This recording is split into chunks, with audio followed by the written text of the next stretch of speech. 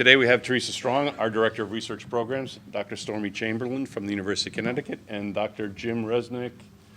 Florida. Gators, right? Yeah. Yeah, there you go. From the University of Florida. And we're going to start off, they're going to start off talking about where we are in the area of genetic research, and then talk more broadly about, some of the things that have been covered for the last really day and a half with this group. So I will leave you with a quote from Robert Kennedy, which is, "Only those who dare to fail greatly can achieve greatly." And that's what we're trying to do here. So. All right, so hello everybody. Here comes the fire. I'm Teresa Strong, for those of you who don't know me. I am the Director of Research Programs at FPWR. I'm also one of the founding members, and I have 4 kids, actually. One of them, Daniel, is 25 and has PWS. But before I came into PWS, I got a PhD in genetics just because I love genetics, and it's come in very handy over the last 25 years. So let's see if I can. There we go. There is the fire for the fireside chat. Okay? I hope everyone is feeling warm now. It's been very cold in here the last couple of days.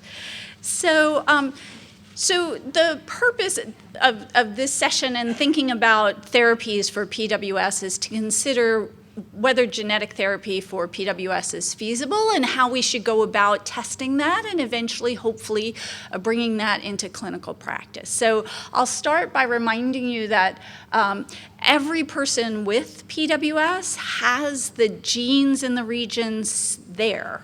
In every cell in their body. So we get one chromosome from mom, we get one chromosome from dad. In PWS, there's either a deletion of the chromosome that came from dad, or there's 2 copies of the one that came from mom. The one that came from mom, so the one remaining or the 2, actually has all of the PWS genes sitting there. They're just silent. They're just are turned off. So this is the normal situation. Dad's chromosome, mom's chromosome. Our kids who have PWS by deletion are missing these PWS region genes, but there's the mom's genes sitting there. And our kids who have PWS by UPD or imprinting defect, oops, sorry, that went fast, have just the mom's genes sitting there. So all genetic subtypes of PWS have the possibility for turning those genes back on. And there's a couple of different ways we can approach genetic therapy for PWS. One is we can say, okay, the genes are silent, and what we can do is just add them back. So that's kind of a gene replacement approach. And there's challenges for either one, so we're talking about both of them at this early stage. The other thing is to say, look, the genes are sitting there, they're just silent, let's just try to turn them on. So not bring them in from the outside, but just take the ones that are in there and turn them on. So those are the 2 kinds of genetic therapy that are under being researched for PWS. So the thing about PWS is this is a very complicated genetic region. So there's a lot of genetic disorders that it's one gene and it gets mutated and it makes a protein, and although it's not easy, it's a pretty simple concept. PWS is different in that there's many genes. There's some that make proteins, and there's some very funky RNA encoding genes that do things that aren't quite clear.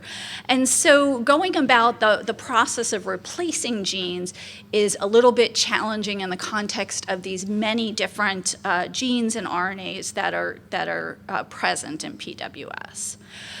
Nonetheless, there are so many advances in technology these days, I'm sure you've heard about them in the popular press, that it really allows us to start thinking about how we would approach genetic therapy for PWS. But there's a lot of questions that we have to answer first.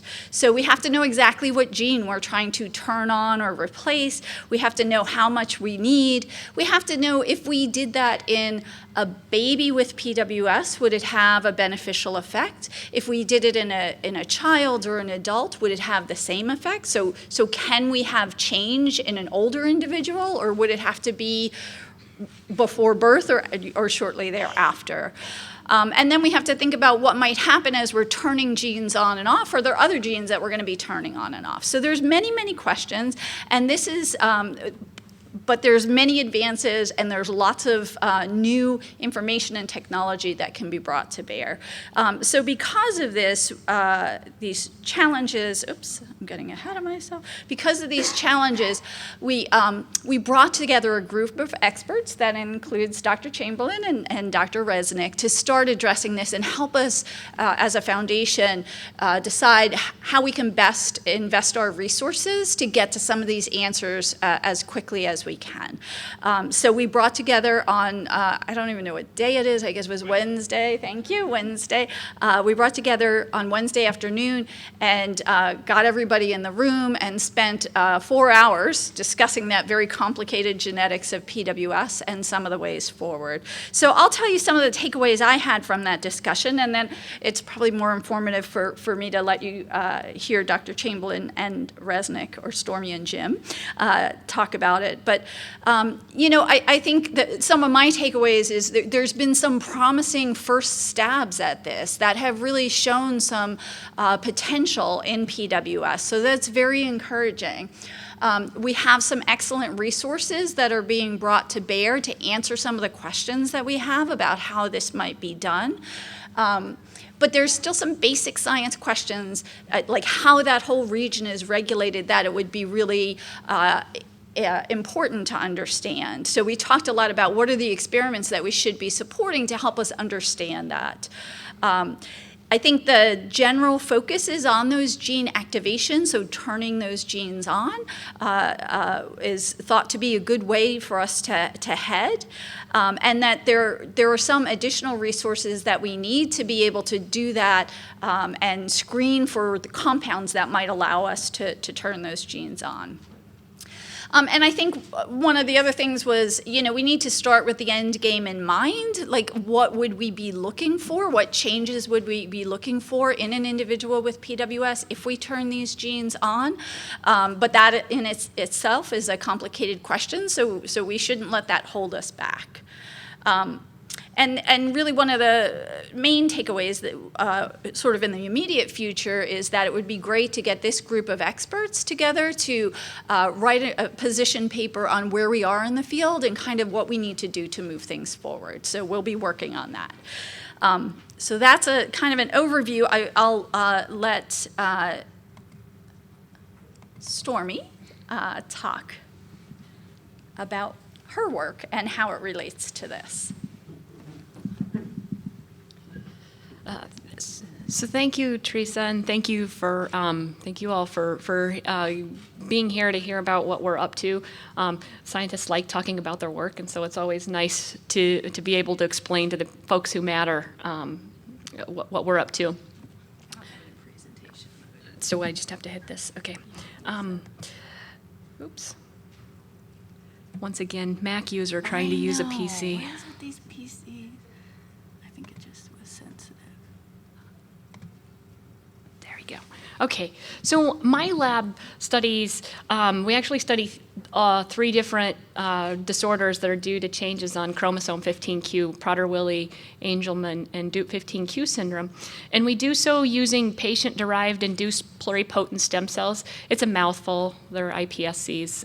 And really what we can do is we can take cells from patients. Specifically, we try to look at, we'll take a skin sample from a skin punch biopsy or from cord blood cells or from peripheral blood samples taken just from a regular blood draw. And we can take those and we can turn them into, let's try that, there we go. We can turn these cells into stem cells by adding the stem cell genes with viruses. And these are just a tool that we use in the lab. And the reason we want these stem cells is they're indefinitely self-renewing. We can make loads of them. And we can share them with other researchers, right? So it's not just work that has to happen in my lab. I can give them to everybody in the world and they can study what they think is important too. And in addition to being self-renewing, they can be turned into any cell type in the human body. And so we're interested in neurons because we think that Prader-Willi syndrome is mainly a neurodevelopmental disorder.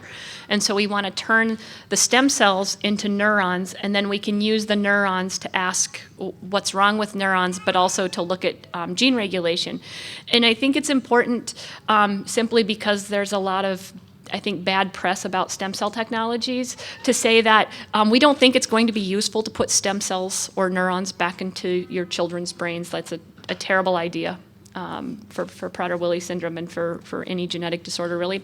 But really what we'd like to do is use them for disease models to understand what goes wrong and to understand gene regulation, but also to help find therapeutics that would work. So one of the ways in which my lab and Mark Lalonde, who used to be at the University of Connecticut with me, the way we've studied this is to try to understand why mom's copy gets silenced and how dad's copy works. So one of the things we found is that if we get rid of this one protein called ZNF274, we can turn on one of the really important genes for Prader-Willi syndrome, and that's the SNORD116 cluster. And so we can turn this on in neurons. So the white bar is Angelman syndrome cells. This is what dad's copy looks like. Prader-Willi is here in black. This is what mom's copy looks like. So this is dad's copy, this is mom's copy. And then the control means, a typical individual that has both mom's copy and dad's copy. This is how much SNORD116 they make. And when we knock out ZNF274 in neurons, we can turn on mom's copy, in this case, in Prader-Willi cells. And it works in both large deletion patient cells as well as uniparental disomy patient cells. And it does so in an unexpected way. So normally the whole region is controlled by SNRPN's exon, but it doesn't work in the way we thought it would. It actually works by turning on upstream exons of SNRPN, upstream regulatory pieces, and these are neuron specific, and so it's something that's happening specifically in brain cells, which is kind of cool. So maybe a good therapeutic approach might be to knock out this protein in your kids, right?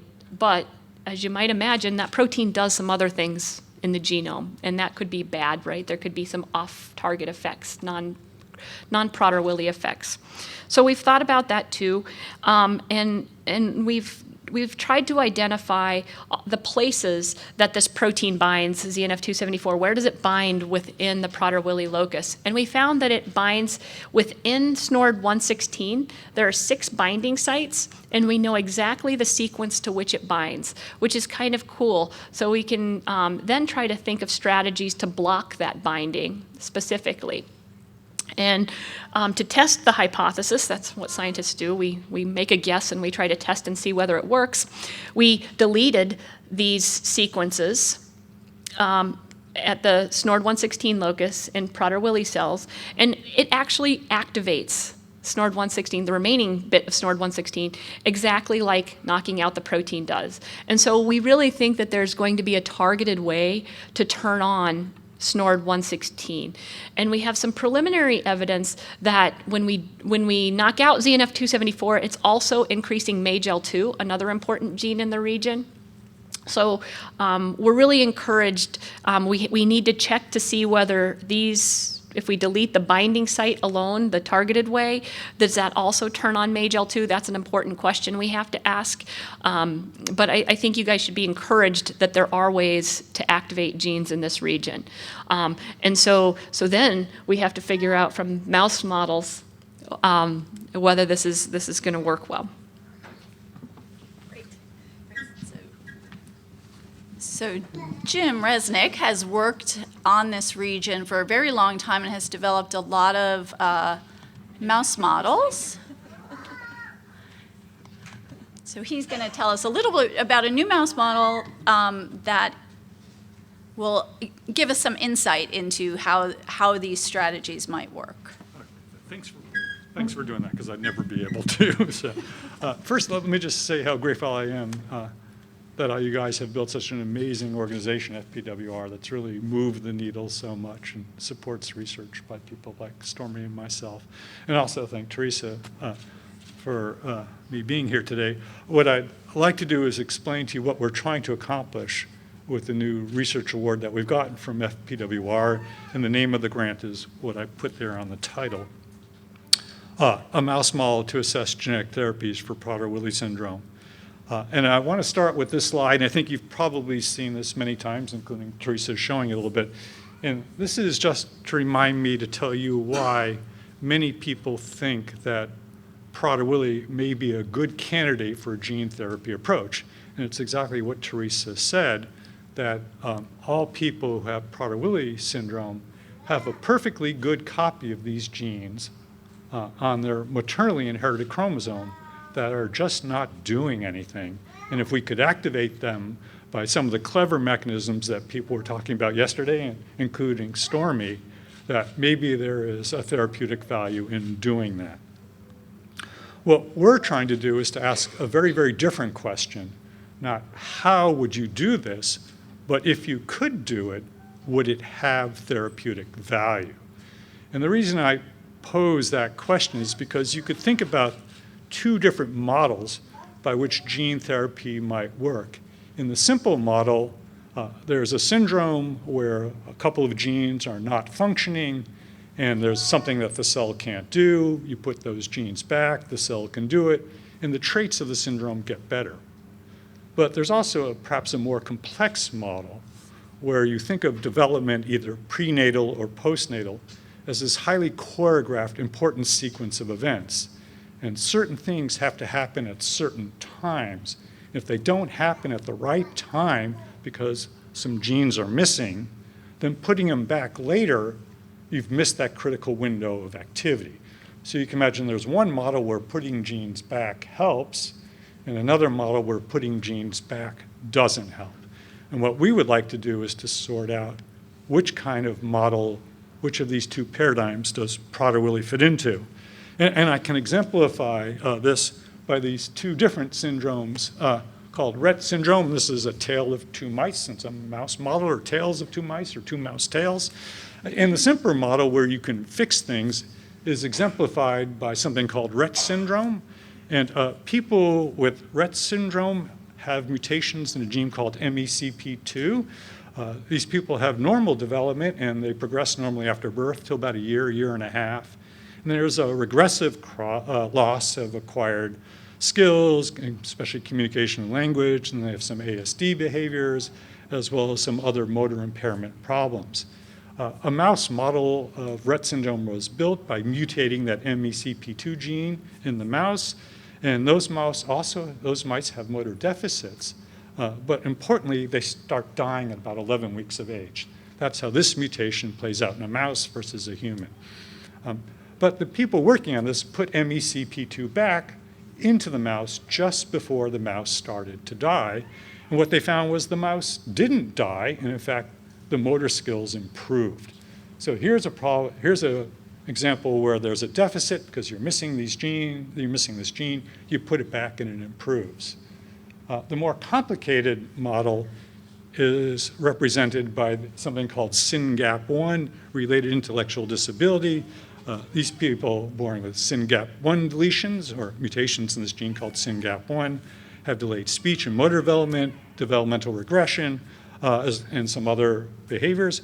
A mouse model was built by mutating that gene in the mouse, and some of those deficits were present in the mouse. However, when they put the SYNGAP gene 1 back into the mouse, there was no improvement in these traits in the mouse. And that's probably because they were putting the gene back too late. What it was necessary to do had already passed. So again, we want to ask this question for how does this work in Prader-Willi syndrome? And so most people, almost all people with Prader-Willi syndrome have a loss of function of these genes on the paternal chromosome that we keep talking about. But there's actually a very small number of people, actually 5 reported in the literature only, who don't have mutations affecting the whole region of the genome, just this little region that surrounds this one gene called SNORD116. And when you look at the traits in these people who have deletions just of SNORD116, that you would probably recognize a lot of the traits that you associate with Prader-Willi, hypotonia, intellectual disability, hyperphagia, obesity. And so that really suggests that that one gene, SNORD116, is really important to these traits. So we're not going to worry about how to put it back. We're going to build a system where we delete it and then we can put it back immediately in the mouse.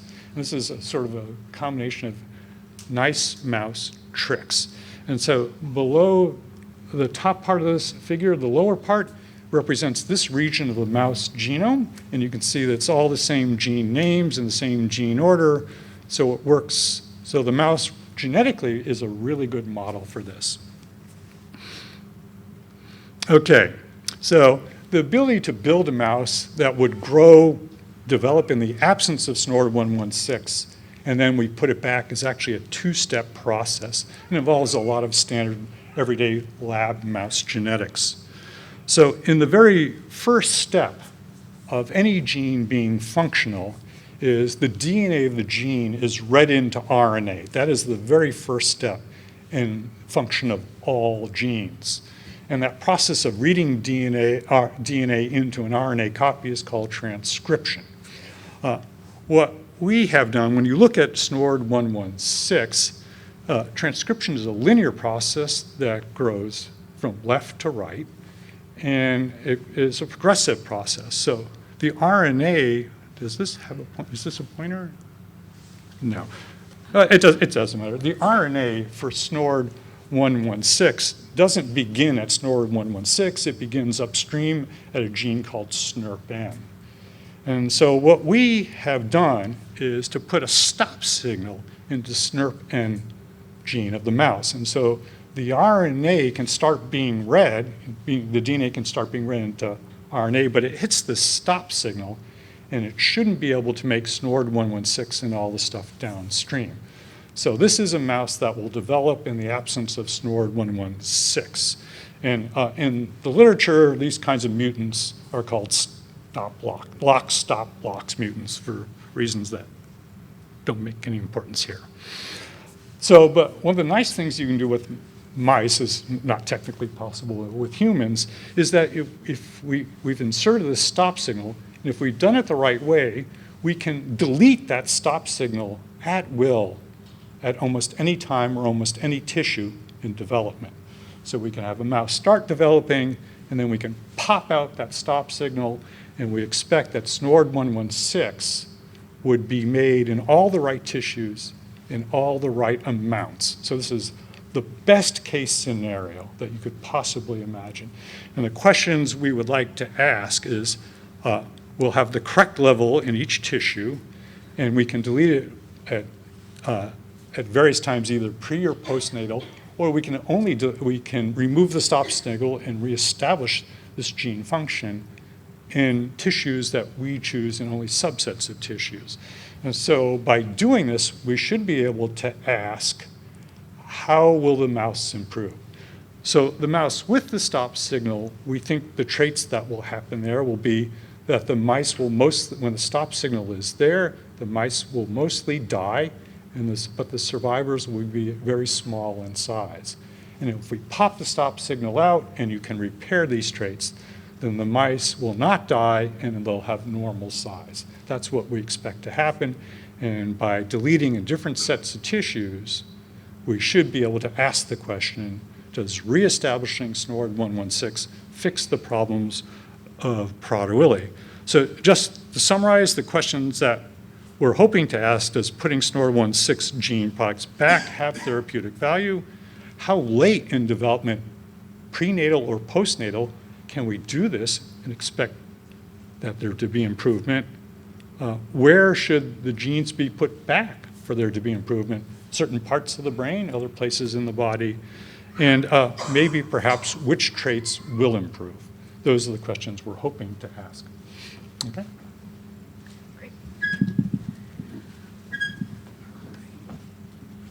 All right. right, so I want to leave some time for questions from the audience because it's meant to be a fireside chat, so we should all chat. But I will kind of, while you think of questions that you might want to ask, I might ask Stormy and Jim to kind of, like, from each of your perspectives, like, what do you think the biggest challenge is for a gene therapy approach to PWS? So I do think sorting out whether or not this has value is a really important question. But I think the longer I'm in science, the thing I come more to recognize is, do I recognize what success with an experiment looks like? Can I predict what the answer will be accurately if everything works? And I think this is going to be a real challenge, knowing what success will look like. So I'm a reductionist, and if we can turn on the gene, I think for me the big challenge that I'm wondering about is so we can do it in a dish, we can do it in a stem cell and then make them into neurons, and we can turn on the gene. We know we can do that, but can we turn them on directly in a neuron? And I think that's a challenge. We take it for granted that we could, and I don't think that we know that yet. And technically, it's hard to ask the question, but that's the big question in my mind: is can we really turn it on directly in a neuron? And that'll be important because your kids all have neurons, and we have to be able to do it in those neurons. Yeah, I agree. I mean, it's a big jump from what you can do in a dish to what you can do in a whole person. And so my background is in gene therapy, actually, for cancer, which comes in, again, quite handy.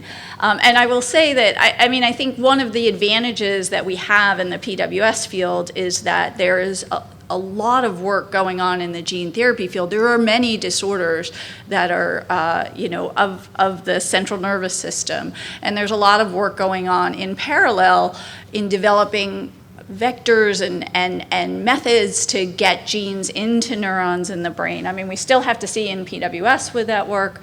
And I would say that right now they're not very good. But the hope is, I think, that these will be developing our understanding of PWS and how to address it with genetic therapy is developing at the same time that the vectors are developing to do the thing.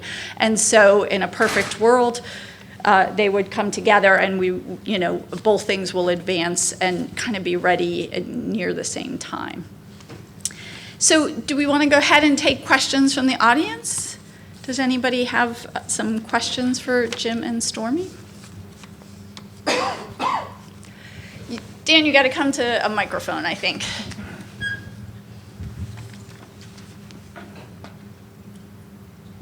Thanks.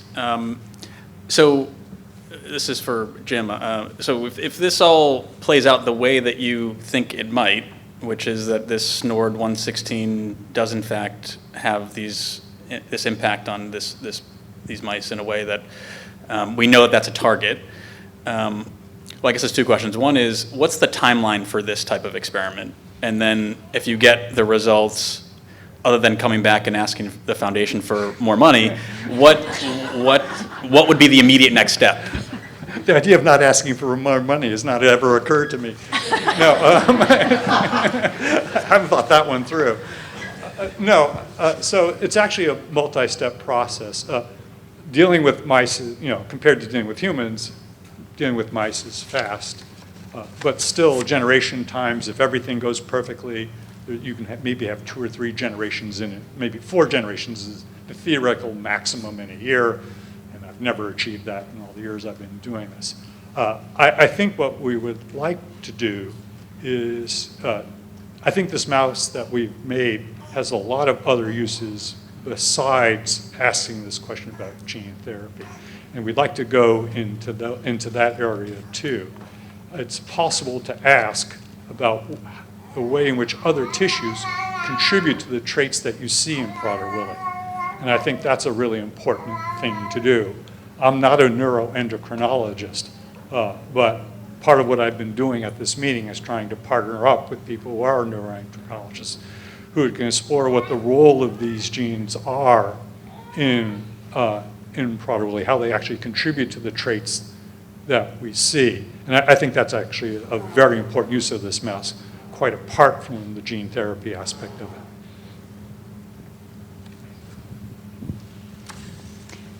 Other questions?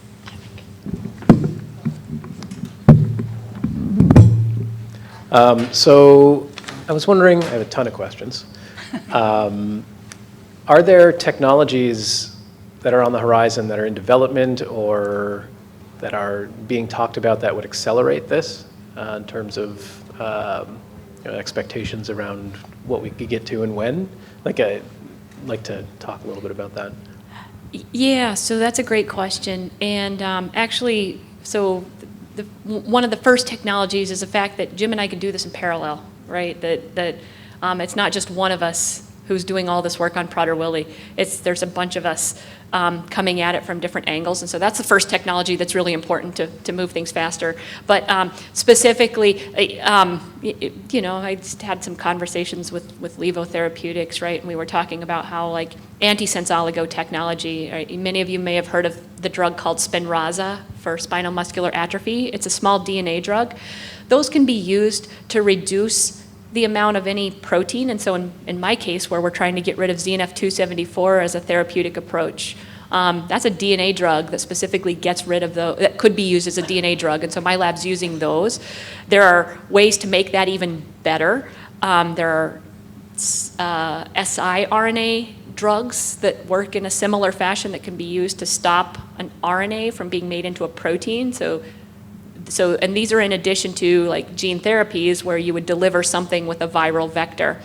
So yeah, there are a lot of different ways, a lot of different technologies, and then my lab uses a lot of CRISPR, which I think is further off in the future as a pharmaceutical development. But nonetheless, we use it as a tool in the lab, and if it looks like that's the best way to design a therapy, we'll push it forward.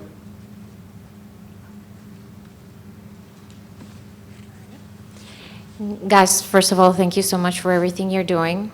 And my other question is, our son has mosaic trisomy 15 and Prader-Willi UPD. At this point, are you taking trisomy 15 into consideration at all, or that's a little bit further down the road? So I can answer that in the Down syndrome community, which is also a trisomy, and it's very early, so I think this is a long way off, but there are studies ongoing to silence the third chromosome 21. In theory, again, long way off. You could be silencing one of the chromosome 15s and activating genes. That's a lot to do, but it is certainly under investigation and being looked at. I don't know if you guys have. I mean, my lab also studies Do15Q syndrome, which is particularly helpful because we're also interested in the role of UBE3A in that, which may be contributing to some of the psychoses issues and neuropsych issues with kids with uniparental disomy, and perhaps this would be relevant to the trisomy 15 situation as well. So, I mean, there are other researchers in the community that are interested in other pieces of the locus that'll be relevant. And importantly, I think some of the studies that we do, we try to consider uniparental disomy as well as the deletion cases, and those will be directly relevant even for trisomy 15. I also think one thing that's really important, so Stormy rattled off a half dozen technologies that one could use for turning genes on or turning genes off. I think it's important to keep in mind that probably 5 or 7 years ago, none of these technologies existed. It's really shocking how quickly having one begat a bunch of others. And I suspect there'll be far more technologies And actually shortly. moved into the clinic. You know, I Yeah, mean, and not moved- only yeah. are they being used Yeah, in the it's- lab in the last 5 years, but they're already Yeah, it's getting, yeah. It's a shocking speed. So we say at the same time, these things are way far off, and yet things are moving very quickly. So I don't think any of us can predict sort of a timeline, because I know everybody wants to know a timeline, but I just think that we just don't know. Other questions? Or I can ask another question. So what advances in other fields do you think will be brought to bear on the questions that we have here in genetic therapy for PWS? I mean, so I think we should be encouraged by, I work in Angelman syndrome a little bit, right? And so I think the experiences of other disorders, the Fragile X community, the Rett syndrome community, the Angelman community, I think their experience with how clinical trials work, it's important that we don't make the same mistakes that those communities have made, right? So learn from their mistakes in hopes to move things forward a little more smoothly. And I think the other example that's happened by looking at some of these other communities are where people have worked together in surprising ways. Pharmaceutical companies work together. Like, I never thought that would ever happen.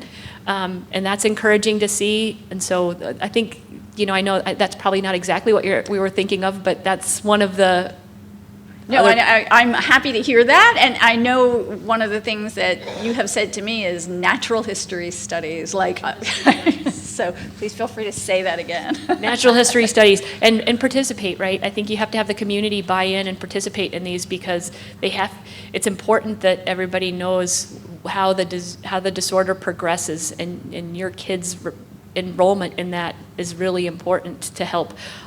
First of all, it's going to be important to help get pharmaceutical companies interested in the disorder.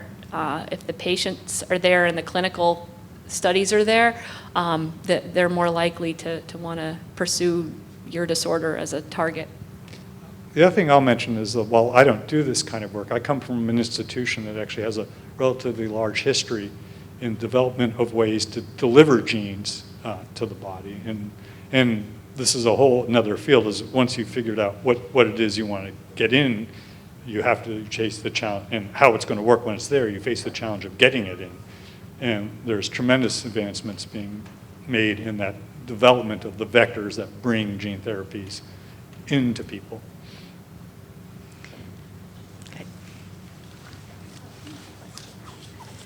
Hello, my name is Karen. I am from northern Minnesota. I have a 30-year-old grandson with this syndrome, and the challenges of watching my daughter go through this through the years as main caregiver, and I'm a helper. It's very enlightening to come to a seminar like this. My question is regarding, you mentioned a lot about prenatal. Is this something you're just talking about doing in the womb, or are we talking about possibly introducing this special gene that they need into 10, 20, 30, and beyond people? Thank you.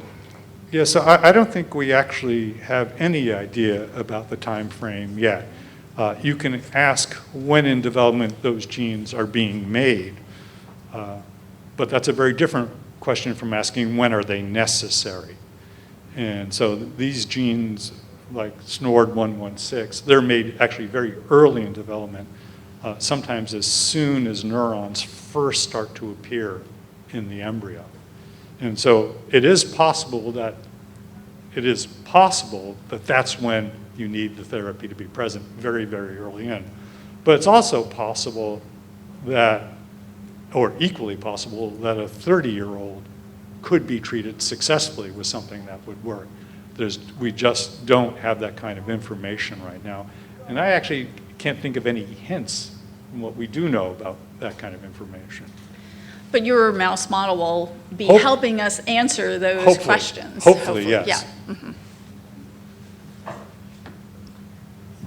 I know there's a lot of focus on SNORD116 and MAGEL2 from a phenotype perspective. Are there concerns that there's other genes, like as we get into genetic therapy, are there concerns that there's things that we're missing that could be affected with the therapies? I wonder if this came up Wednesday. Yeah, it did, actually. And I mean, I was particularly excited and about the work of Marini Blewett, who she has an activation strategy similar to ours. And instead of activating SNORD116, she activates the 3 upstream genes, nectin, MAGEL2, and MKRN, but not SNORD116, right? And so that's important from a therapeutic approach, right? Because maybe you need both of those approaches, but then also from a basic science perspective, they kind of tell us how these things work together, and maybe we can come up with an even better way than we've thought of so far to turn on all of the genes, and they'll help ask the question of which genes are really important in case we do go to the gene by gene using a viral vector type strategy. The other thing I'd say in terms of this mouse that we've just made and just the very earliest days of characterizing, it's certainly possible that putting SNORD116 back, the special gene, if it doesn't do anything, does that mean that gene therapy is off the table? And the answer is no, I don't think it means that it's off the table. SNORD116, whatever it does, is going to do a bunch of different things in the cell. And in individuals with Prader-Willi, those things are not happening. So even though putting SNORD116 back may not work, putting something that works downstream in a function cascade may function. And that would be an alternative strategy that could be used to identify those genes. And then say, we can put those back, those that are still continuously needed. I think that's a really important point, is that all of these experiments and studies and mouse models that we're doing, while it would be great if they led directly to a gene therapy, the other thing that they're going to be doing is teaching us about what these genes normally do. And again, we can use these tools to understand other ways to approach the therapy. So even if it doesn't work, it still gives us information that could be really useful in finding something that does work. And the foundation's been doing a great job of funding some of those studies too, right? That some of the studies where they're using the model systems that are created to find out what all is wrong with neurons or different cell types, and those will identify those downstream pathways. And so that's like a really important function of the foundation, to make sure that we're not putting all of our eggs in one basket. Yeah. And so I guess that would lead into a question that I had for you guys, like what are the other things that you think the foundation can be doing to accelerate this work beyond, I personally think being a convener, bringing all of the experts into the room and getting you all to talk and collaborate is one of the most important things that we can do, and that's why I was thrilled to have everybody here. But are there other things that we should be doing, in your opinion, that could help? Well, I don't want to the foundation is, I echo, the foundation has really done a remarkable job. I think I've been interested in Prader-Willi since before FPWR was much of a force. And it's just shocking to me how much has been accomplished in a short period of time. And I think in part that's largely due to Teresa's, my personal opinion, but maybe I'm wrong. But I think actually I think having moved the needle so much is the result of actually having invested in some of the basic science that needs to be answered, not just how do we get to a cure, but what is it that we need to know to use that information. I think that's been a really key, important event. And I think looking at something that I wish were here is maybe more neuroscience. Yes. It's, yes. And in our last grant cycle, we have funded 3 young neuroscientists. So next year, Chicago, they're all going to, we're going to bring them all in. So we identified that as a real deficit as well, but we're finally kind of drawing them in. Yeah. So if I'm understanding correctly, I've got a daughter who's 28 with Prader-Willi. There's nothing currently available or coming up close available that can really help a person of an older age with the syndrome? I think I think it's Teresa. Yeah, I think there's a lot of things that can treat some of the most difficult symptoms. So there's clinical trials for hyperphagia and behavior. There's mindfulness. There's behavioral intervention. So, I mean, I kind of look at it as a short-term and long-term. So right now we have these drugs in clinical trials that could, help. They're not going to cure PWS, but they're Right. going to hopefully make what. Well, my daughter is living in a state-funded place now because we've had so much trouble with the behaviors and everything throughout the years, and I cannot keep her safe at home. So, and we've tried other placement options for her that did not work, so we just last week moved her back to Pinecrest, which is a state development center. And I was just, wondering if they're in a place like that, are they still, how would they go about being involved in the clinical trial studies at that point, if they're there as a resident? So tomorrow morning, all the pharmaceutical companies that are recruiting for clinical trials will be here. Each of them has different criteria about ages and living situation and all of that. So I would suggest, talking to them and finding out in your specific case. They're in the exhibit room, and you can just go and talk to them directly about your specific case. I think in the longer term, we have 3 clinical trials in phase 3, which means that hopefully, if they're safe and effective, we would see these drugs out on the market in a year and a half or so, 2 years maybe, something along those lines. And then they would be, a drug that you could talk to your physician and get a prescription for without a clinical trial. Okay, thank you. And then these guys will work on gene therapy, and that'll take a couple more years. Hi, thank you. I'm Justin Johnson from Australia. My question is about from a genetic standpoint. Can you describe why the phases change with Prader-Willi syndrome? No. No, I mean, no, and that's, but I think Keep talking, Stormy. and they fund us to do research. No, but I think the important point, that brings up a really good point, and that, the animal models take us so far. And so we're faced, I think the community's faced with a difficult task. We're gonna have to glean as much as we can from the mouse models about when during development it's important to put it back, to put genes back and which genes there are. And we're gonna have to use the human models to make sure that we have something that might work.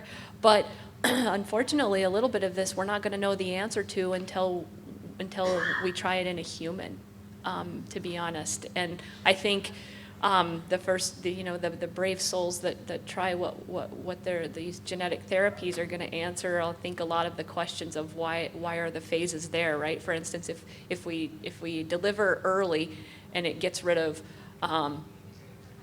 the later phases, right? That tells you that that's something that happened downstream due to the genes, versus if we treat early and nothing happens, it means that it was something that was set up very early in development. And unfortunately, I don't think the animal models, maybe the primate model, the development of a primate model could help answer those questions better. It's a really good question.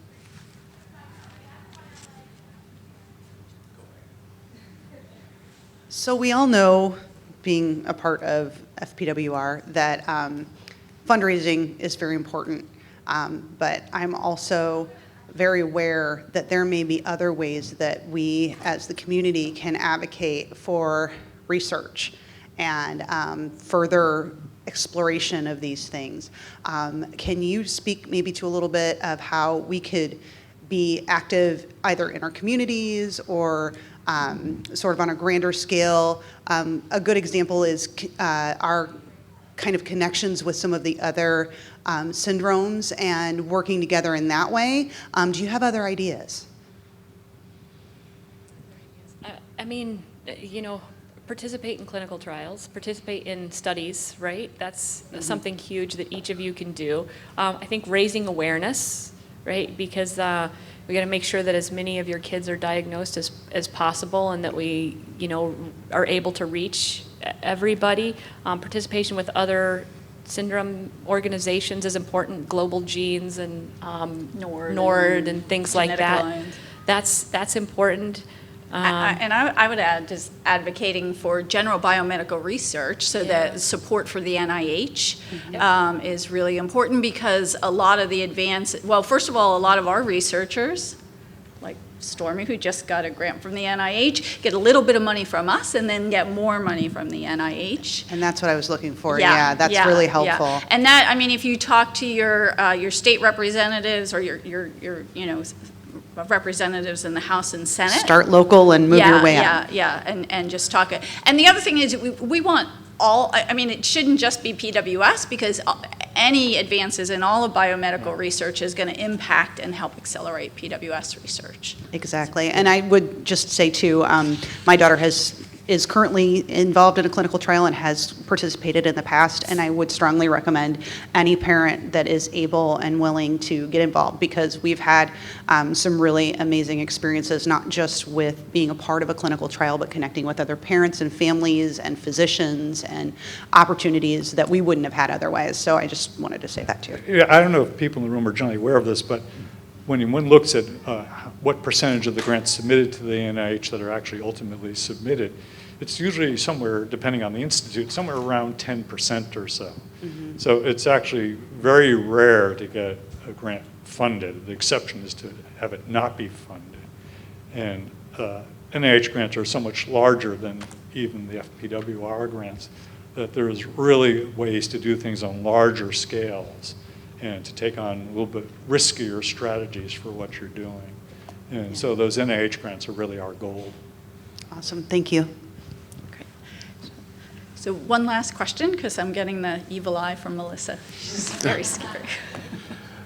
I'm just curious, there is some of the other syndromes and other disorders where the gene technology, maybe not the technology, but at least the research and that is much further along than it is with PWS. When you look at those and you see what the upside and downside is, what are the biggest concerns from those other studies, and how many of those others are actually being used in humans at this point, as opposed to just, still in the lab? And what have we learned from human, gene therapy? I think the best examples right now are Fragile X, and I'll say up front, I'm biased. I have a weird lens on this. The Fragile X has had some trials where they are putting back not the gene that's directly involved in Fragile X, but a gene that's somewhere else in the pathway based on animal studies. And it's not working as well in the clinical trials for probably a multitude of reasons. One is that perhaps they didn't design the clinical trial appropriately. They didn't pick the right endpoints or whatever. Maybe that's the answer. Maybe the answer is that the mouse didn't predict the human result as well as they thought it would. And so I think that's what I mean by looking at those organizations and not making the same mistakes that they do. And so the Fragile X community, for instance, they're jealous of those of us who can put the genes back that are missing, because we're fixing the root cause of the problem. And so I think that's important. I spend a lot of time with the Angelman community, and the stuff that's in the lab isn't in humans yet, but it's slated to be in humans in the next 1 to 2 years. And I think it's looking quite rosy for that group. I think they're doing the right thing. They're putting the gene back, and so watch them and see what happens. They're going to be in a similar boat to Prader-Willi syndrome. I would say there's been a lot of lessons on both sides of the gene therapy, where it has worked better than people ever imagined and where it's been a complete disaster. So there's been a lot of lessons because gene therapy, it's about 25 years on now of there being clinical trials, and so there's many lessons. Okay, so I think we will stop and thank Jim and Stormy for sharing their time with us.